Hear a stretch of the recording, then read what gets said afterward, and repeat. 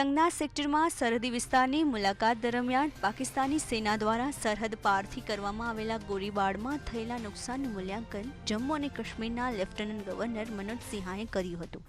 આ દરમિયાન તેમણે કહ્યું હતું કે આખી દુનિયાએ ભારતીય સશસ્ત્ર દળોની બહાદુરી જોઈ છે અને પછી પાકિસ્તાન આખી દુનિયાને વિનંતી કરવા લાગ્યું, આપણે ક્યારેય યુદ્ધના પક્ષમાં રહ્યા નથી, આપણે શાંતિથી રહેવા માંગીએ છીએ। તેમણે ભારતીય સેનાની સરાહના કરી અને તેને બિરદાવતા કહ્યું કે પાકિસ્તાનમાં એવું કંઈ નથી જે ભારતીય સેનાની પહોંચની બહાર હોય।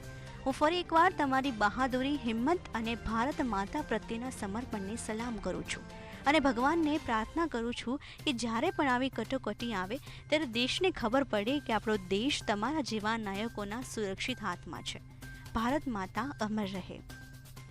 ગોળીબારથી થયેલા નુકસાનનું મૂલ્યાંકન કર્યા પછી મનોજ સિંહાએ જણાવ્યું હતું કે પ્રતિકૂળ ગોળીબારને કારણે અહીં ઘણા ઘરો અને વાણિજ્યક મિલકતોને નુકસાન થયું છે। વહીવટીતંત્રના મૂલ્યાંકનના આધારે શક્ય તાત્કાલિક સહાય પૂરી પાડવામાં આવી છે। કેટલાક લોકોનું પુનર્વસન હજુ બાકી છે। તેમણે વધુમાં કહ્યું કે મને લાગે છે કે આ મદદ પૂરતી નથી।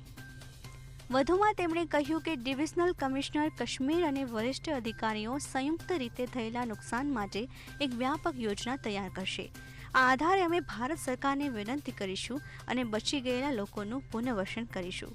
हमारी तीनों सेनाओं ने समन्वय के साथ मिलकर के जवाब दिया। पूरी दुनिया ने देखा है भारतीय सेनाओं की बहादुरी को,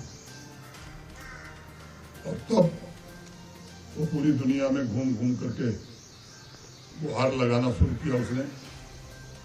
इस बार हम नस्तनाबूद हो सकते हैं, इसलिए बीच बचाव किया जाए। 10 को आप सब जानते हैं, 3:35 के आसपास 2 घंटा पहले ही DGMO पाकिस्तान ने रिक्वेस्ट किया था भारत के DGMO से। वो किसी बैठक में थी, 3:35 पर बात हुई। हम युद्ध के समर्थक कभी नहीं हैं, हम शांति से जीना चाहते हैं।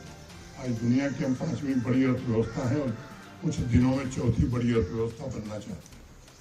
हम एक विकसित भारत का सपना लेकर के चल रहे हैं, लेकिन पड़ोसी जो है वो केवल कर्ज के आधार पर मानवता को ही समाप्त करने पर उतारू है। मैं समझता हूँ कि जो जवाब दिया गया है शायद उसे सबक मिल गई होगी। पाकिस्तान के अंदर ऐसा कुछ भी नहीं है जो भारत की सेनाओं के जद में नहीं है। ये केवल भारत की मीडिया नहीं कर रही है, दुनिया के जाने माने एक्सपर्ट्स जो युद्ध पर विशेष महत्व रखते हैं पूरी दुनिया में, उनके आकलन भी तस्वीरों सहित आ गए, इसलिए उसके विवरण में मैं जाने की जरूरत नहीं समझता हूँ। आपके बीच आकर के मुझे अत्यंत गौरव की अनुभूति हो रही है और मैं सौभाग्यशाली मानता हूँ अपने आप को कि आपके बीच आने का अवसर मिला।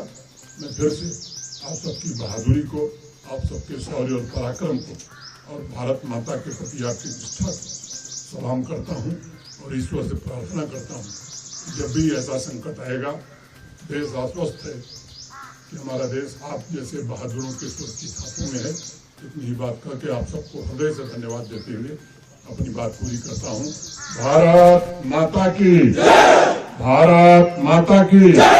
भारत माता की जय! Bureau report CN24 news. હવે જુઓ દેશ દુનિયાની તમામ ખબરો તમારી આંગળીના ટેરવે।